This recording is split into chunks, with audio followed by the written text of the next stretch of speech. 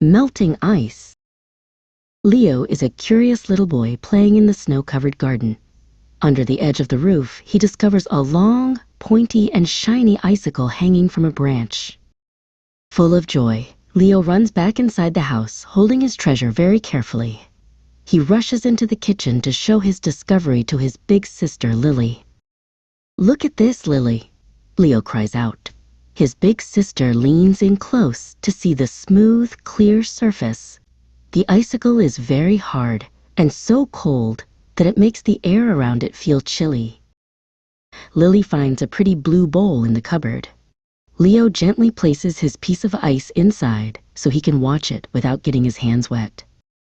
Inside the house, it is nice and warm.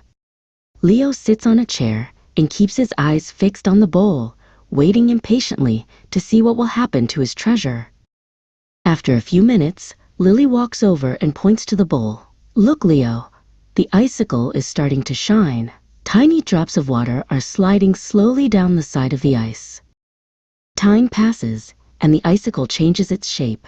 It gets smaller and thinner, as if it is shrinking away because of the warmth in the room. "Where did it go?" Leo asks.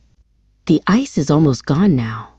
Lily explains that the warm air in the kitchen is turning the solid ice into liquid water. Soon, the icicle has completely disappeared. In its place, there is only a small puddle of clear water at the bottom of the blue bowl. Lily smiles and suggests an experiment. She takes a plastic ice cube tray. "Let's turn the water back into ice," she says. She carefully pours the water from the bowl into the tray while Leo watches. Leo helps his sister open the freezer door. It is the coldest place in the whole house.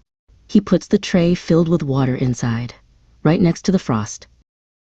The next morning, Leo and Lily take the tray out. The water has turned back into hard, cold cubes. They learned that heat melts ice, but cold turns water back into ice.